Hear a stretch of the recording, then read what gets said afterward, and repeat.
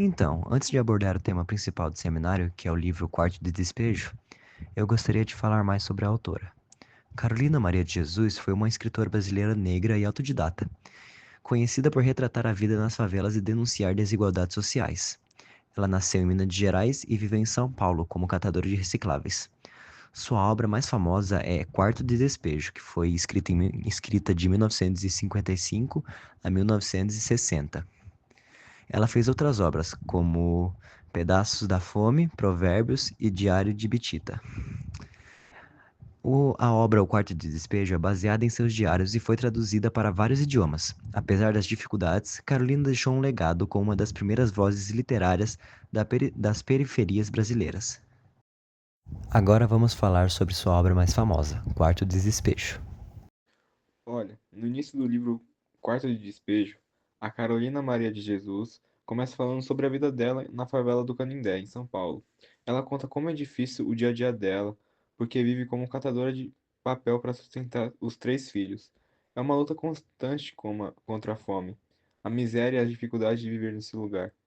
Ela descreve a rotina, as pessoas da favela e como tem momentos de solidariedade, mas também mas também muita briga e conflito.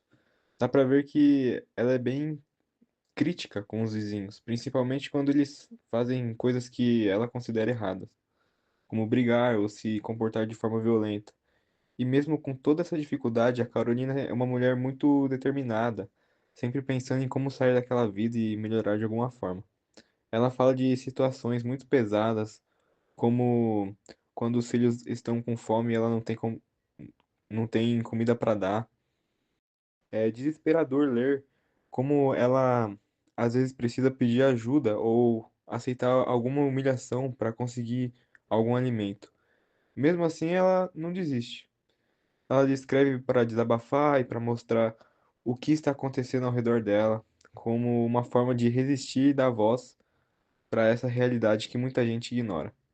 Então, até a página 44, o livro já deixa bem claro e o quanto ela é uma pessoa forte e reflexiva.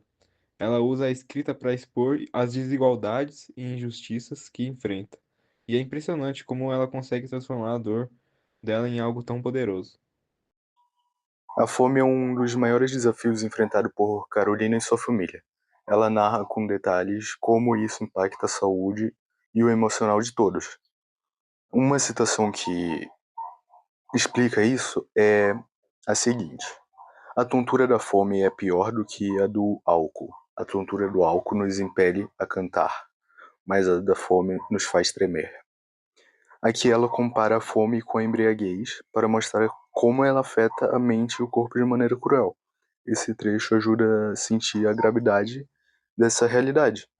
Tipo, a fome é descrita de forma tão forte que nos faz refletir como ela, como ela é mais do que falta de comida. Ela é uma experiência que tira a dignidade de pessoas.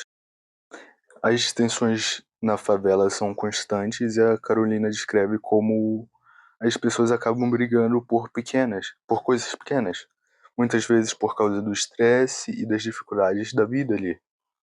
Outra citação é: uma vizinha brigou com Arnaldo e queria jogar sua filha recém-nascida no rio Tietê. Esse, esse acontecimento mostra o nível de desespero que a pobreza pode causar. As brigas na favela não são apenas entre adultos, as crianças também sofrem com esse tipo de coisa, nesse ambiente. Carolina não só narra o fato, mas também reflete sobre difi- como as dificuldades aumentam a violência entre os moradores. Também, Carolina é muito crítica em relação aos aumentos do preço e a falta de apoio ao governo. Ela usa sua escrita para denunciar essa dificuldade. Outra citação é: quem viaja 4 vezes de ônibus contribui com 600 cruzeiros para a CMTC. Desse jeito, ninguém mais pode. Carolina fala sobre o custo do transporte público, que afeta muito os moradores, pois ele é caro na época deles. Então, acaba afetando. E ela mostra como as políticas públicas muitas vezes ignoram as necessidades das pessoas da periferia, deixando elas mais vulneráveis. Além de lutar contra a pobreza, Carolina também enfrentava o racismo. Isso é algo que ela observa tanto nas relações na favela quanto na sociedade em geral. Como ela diz, os cidadãos norte-americanos são considerados os mais civilizados do mundo e ainda não convenceram que preterir o preto é o mesmo do que preterir o sol. Nesse caso, ela faz uma crítica direta ao racismo estrutural, comparando o preconceito com a negação essencial como sol. Ela usa sua escrita para mostrar como o preconceito desumaniza as pessoas e reforça sua desigualdade. Mesmo tendo muitas dificuldades, Carolina continua a sonhar que sua escrita pode mudar o mundo, a realidade, sua realidade. Ela cita que está escrevendo um livro para vendê-lo, e viso com esse dinheiro comprar um terreno para sair da favela. Carolina enxerga a escrita como um instrumento de transformação, tanto no pessoal quanto no social. Isso acaba mostrando a força dela e a resiliência. Esse trecho é muito inspirador também, porque mostra que, apesar das adversidades, ela nunca perde a esperança de mudar a sua vida. Carolina continuou a compartilhar suas observações sobre a dura vida na favela. Ela consegue descrever como ela conseguiu lutar diariamente para conseguir o básico. O que é o básico? Comida, roupa e moradia. Mas, contudo, Carolina não se limita apenas aos fatos. Ela também faz a crítica dela, ácida, à sociedade, refletindo sobre a estrutura social, sobre como os ricos são enaltecidos, são maiores, e marginaliza os pobres, os mais pobres no caso. Tem a citação no livro: eu vivo como um cão, mas não sou um cão. Eu sou mulher, sou gente. A gente pode ver que nessa citação, Carolina ela revela o quanto está ciente da condição que ela vive, mas ela também mantém a sua humanidade. Ela se nega a ser tratada como algo inferior, apenas das dificuldades que enfrenta. A sua voz é como um grito contra a invisibilidade e o descaso da sociedade. Ela é uma mãe solteira, como a gente pode ver na obra, ela é uma mãe solteira. Apesar de toda a dificuldade que ela tem, seus filhos, como ela diz, são sua maior motivação. Mas, apesar de ser a maior motivação os filhos, ela reflete sobre a sua frustração de não conseguir dar um futuro melhor a eles, devido à condição que ela vive, que eles vivem. Ela retrata isso muito bem, tanto que tem uma citação no livro: meus filhos são a minha razão de viver, mas também o meu maior sofrimento. A gente consegue ver que nessa frase o sentimento de amor e frustração é tão grande. De um lado, o amor pelos filhos, que impulsiona ela a seguir em frente. E do outro lado, a frustração de não conseguir dar o futuro que eles querem. Colocar a sua marca na vida deles, de uma certa forma melhor do que ela faz. Ela também, né, Carolina também usa suas palavras para criticar a sociedade. Ela denuncia a hipocrisia das classes mais altas e o abandono das autoridades e a desigualdade que assola os mais pobres.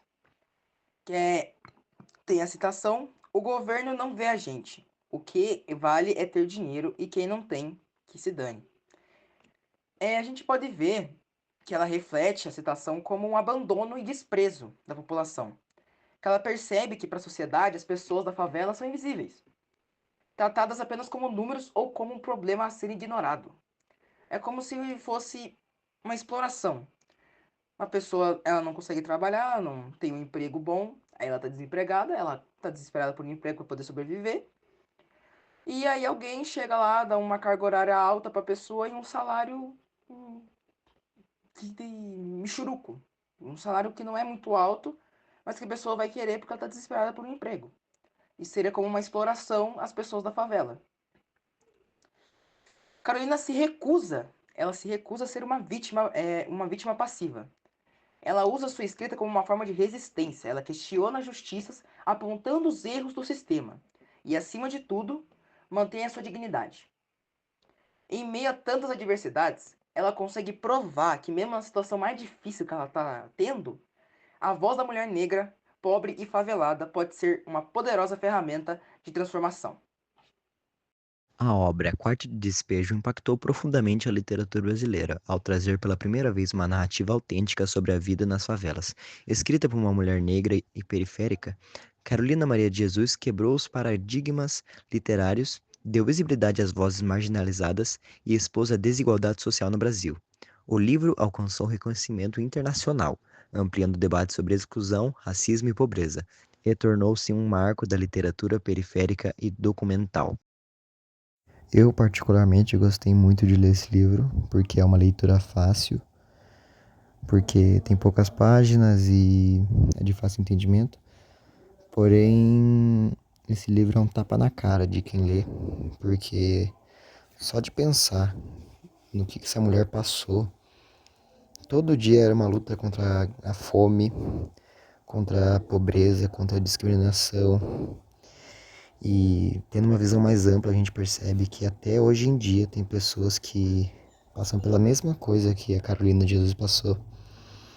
E você lê esse livro, você percebe que essa mulher e muitas outras pessoas foram e são batalhadoras.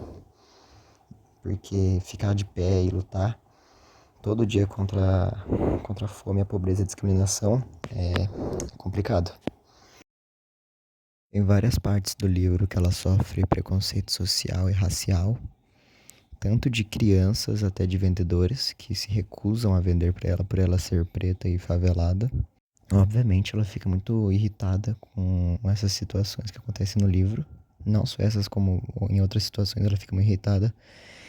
E ela diz eu não lembro se é numa entrevista ou no próprio livro, mas ela diz que sempre quando ela se sentia irritada e com vontade de xingar, ela escrevia e passava essa vontade. Isso mostra como ela gostava de escrever e gostava de literatura. E, bom, de tanto ela gostar, a literatura basicamente mudou a vida dela. Uma coisa muito bonita de dispensar. É bonito porque a gente percebe que a literatura mudou a vida dela. E a gente percebe que a literatura é um mecanismo de desenvolvimento social muito importante e que deve ser trabalhado nas escolas, né? Porque lendo o livro a gente percebe o quanto é importante a literatura, porque além dela ser um mecanismo de desenvolvimento social, que ela também é um mecanismo de luta pelo reconhecimento social. Lendo o livro a gente percebe também como a concentração de riqueza e a pobreza em si causa muita coisa ruim para a sociedade, como a prostituição ou a criminalização. Tem muitas partes do livro que te deixam triste lendo, por exemplo, no aniversário da filha dela, onde ela não tem dinheiro para comprar o bolo, então ela faz a polenta para a filha dela come chorando e ela fala: "Quem sou eu para fazer um bolo?" É muito triste. Ou outra frase também, que elas estavam falando sobre um sonho de comprar o terreno, e se eu não me engano a vizinha dela fala: brasileiro só é feliz quando está sonhando mesmo, quando está dormindo.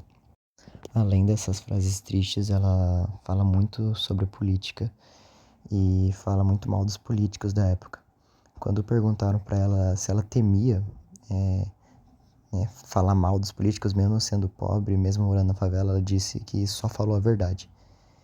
Que já diz tudo, né? A autora respondeu uma pergunta que um repórter fez para ela, depois de uns anos de ter escrito o livro, e a resposta dela eu achei interessante. Ele perguntou o que ele achou do novo mundo que ela conheceu depois que ela saiu da favela. E ela falou que é basicamente a mesma coisa, porque lá na favela eles brigavam por comida e fora dela as pessoas ricas ou de classe média brigam por dinheiro. Isso mostra que, independente do ambiente, a essência do ser humano é igual. Eu acho o final desse livro uma coisa assim emblemática, porque o final do livro é ela no último dia de dezembro falando assim: esse ano foi horrível, eu espero que o próximo ano seja melhor. E na próxima página você vira a página e você pensa: poxa, Próximo ano tem que ser melhor, né?